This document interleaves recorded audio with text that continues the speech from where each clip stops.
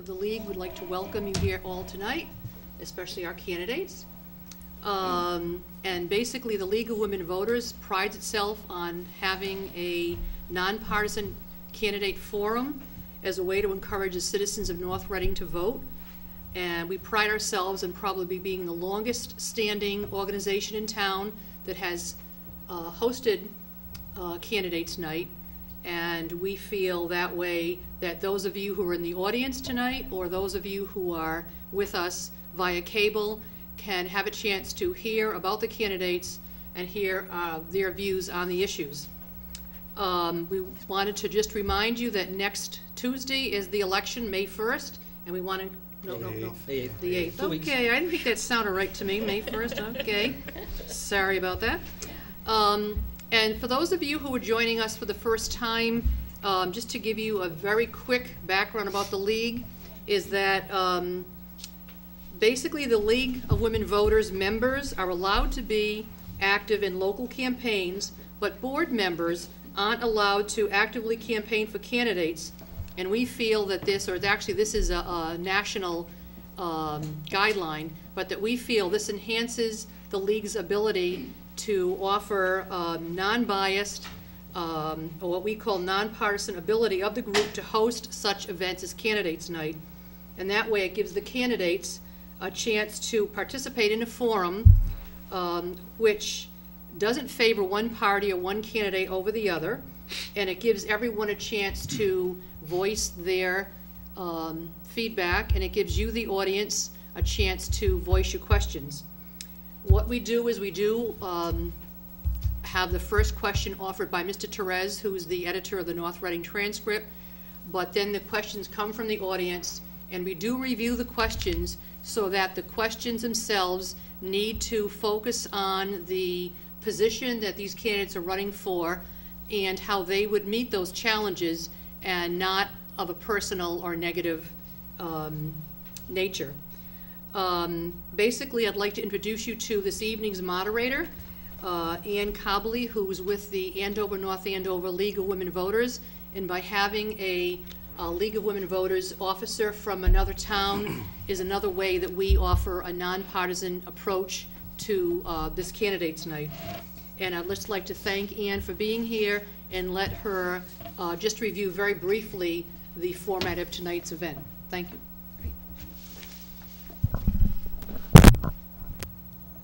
Thank you, and it's my pleasure to be here tonight. And I'll just explain the basic approach to the program. Is the first segment will be for the contested race for selectmen, and the second segment will include any of the non-contested candidates who are present tonight and would like to make a statement. And I would like to point out a few questions and a few instructions. We have reviewed some of the guidelines and how we're going to proceed with the candidates, but for the audience here and at home, I'd like to review that so that everyone understands what the ground rules are. To the candidates, you will have 2 minutes to answer questions with an optional 1-minute rebuttal for each question.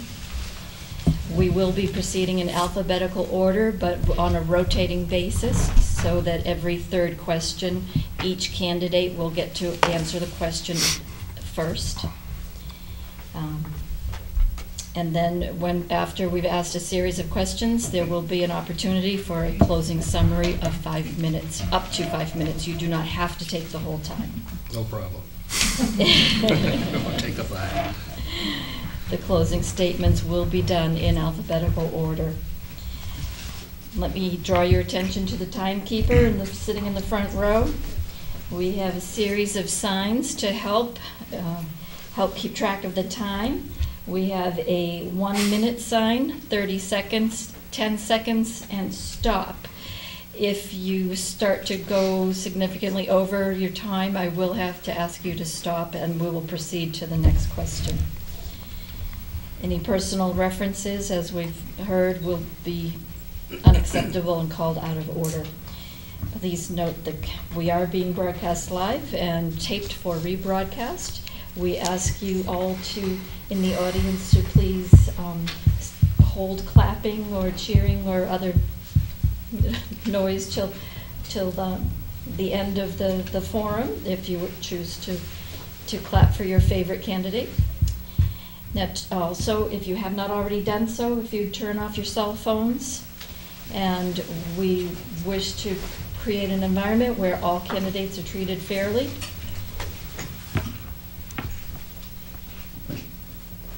And we've already had a number of comments from Cynthia, so I think we can go ahead and get started. So we will begin our question and answer period for the selectmen's race, and we will have the first question from Bob Torres. Yes. Are we going alphabetical? Yes. Okay. So we will start with the first one addressed to Mr. Fode. Well, looking back on the last year, is there any decision made by the Board of Selectmen that you wished had been handled differently?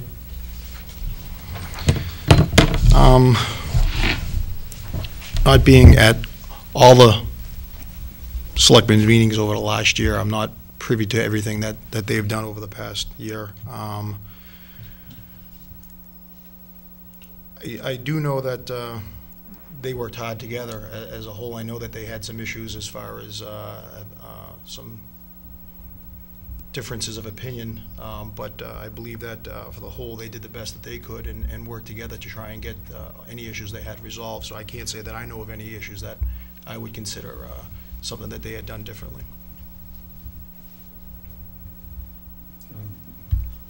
And Ms. Hardy-Vaca? I can't think of any issue that I think the Board of Selectmen made the wrong decision on. But rather than focus on an outcome or a specific decision, I think it's important to look at the intention and what motivates an individual in the positions they take. It's been my observation that this Board of Selectmen and the prior boards that I've had the pleasure of working with have always been motivated with the best of intentions, and I've always supported the initiatives and the cooperation between the school committee and the Board of Selectmen, particularly the formation of the finance planning team. Since we started a finance planning team several years ago, the us versus them mentality that used to plague town meeting has ceased to exist.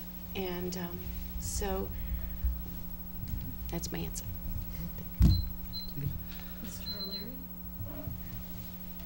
Any decisions that I think the board made that was wrong or incorrect? I mean, I haven't always been on the winning side of the issues, but by the same token, whatever the consensus is of the majority of the board is what the board has decided to do. And I have no problem with that. I usually, I'll do my bidding, at the board level.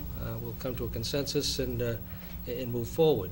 As an example, in the current budget process, there's a consideration for a little restructuring in the police department. I'm not necessarily in favor of the entire proposal. I think there's merit to it, but I'm not necessarily in favor of it. But that being said, the majority of the board has expressed their wishes. It's in the budget. I will support it. I will support the budget in total, including that portion of it, and move forward. So, sitting on the board, it's there's 5 very distinct and different individuals sitting there with all strong opinions. Nobody's a wallflower. If you run for public office, you generally have a little bit of an ego to go along with it, and you have some strong opinions, and that's why you're running. And they're not all going to be, like-minded. So what you have to learn as you're sitting there, you have to learn how to compromise. You have to learn how to move on off of issues. Once an issue is resolved and done and decided, sometimes we can get bogged down a little bit by rehashing them. I think I learned a long time ago it's time to, do your bidding, try and sell your opinion as to what it might be, and then once the decision is made, move on, accept it and move on. And in relation to the finance planning team, under my tenure, that's when it was basically initiated, and it has been a terrific tool in order to make sure that not just the Board of Selectmen's decision-making process, but the entire budgetary process comes together with both the Finance Committee and the School Committee, in concert with the Board of Selectmen, coming together on a consensus, and it's worked very well, and I'm proud to say that I've been a party to that, along with Mrs. Barker. Mr. Fode, do you wish to use your 1 minute rebuttal? No. Ms. Hardy-Balko? No, I'm all set, thanks. Mr. O'Leary? Thank you. Okay, we'll move on to the next question. Start with something general. And this one is addressed to Ms. Hardy-Balko first. What do you think is the major issue facing North Reading? I think the major issue facing North Reading is our ability to maintain services without increasing our taxes. It was very generous of the voters to support the middle school, high school project. It was admirable, and I supported it as well. But in doing so, we imposed a 10.75% tax increase on residents, and I know there are families that are going to have a hard time affording that over the 25-year life of the mortgage. So I think it is, the town needs to be financially responsible and try to maintain services, not cut them, continue to meet the needs of all the residents in all of the departments without a need to increase taxes, and that is a monumental task. And I would like to be a part of the team that figures out a way to do that. Thank you. Mr. O'Leary? And again, what is the question again, please, just to set the word it? What do you think is the major issue facing North Reading? I'll concur with Mrs. Barker as far as the major issue of trying to maintain the level of services, not just on the general government side, but also, in the school department and programming and curriculum that takes place there. The community made a huge investment just a couple of weeks ago in a special election in putting together a new high school, middle school project, and we need to make sure that not only do we have the infrastructure and building there, but the curriculum and programming needs to be maintained in that facility in order to educate our children. That being said, again, trying to maintain the level of services in the public safety area, the senior citizen area, recreation area, all very vital services that are provided, and it's been very challenging. I've been a party to the budgetary process for a number of years now. I spent hundreds and hundreds of hours with my colleagues scouring the budget, and sometimes prioritizing, reprioritizing, cutting back in certain areas, having to make some difficult choices, and that's always a challenge. From an economic development standpoint, I think we also have to take a look at the water supply and the sewage issue, which I'm sure we'll talk about a little bit later on. Mr. Fode? Oh, I don't believe there's just one major issue. I think North Reading had a huge growth spurt, all at once, and I think it's kind of going through some growing pains right now. We were fortunate enough to get the buildings, the school building passed, but the other issues I think we have to look at is right now is wastewater. I know it's probably a touchy subject right now, knowing the fact that we just passed a $50 to $60 million project. However, if we want this town to move forward, we have to get some development in here. We have to get some new development here. I think we have to look at what we're going to do at Concord, what we're going to do at 28. You drive up and down these streets, these roadways, and there's empty storefronts, and we have to figure out a way to support our local businesses now.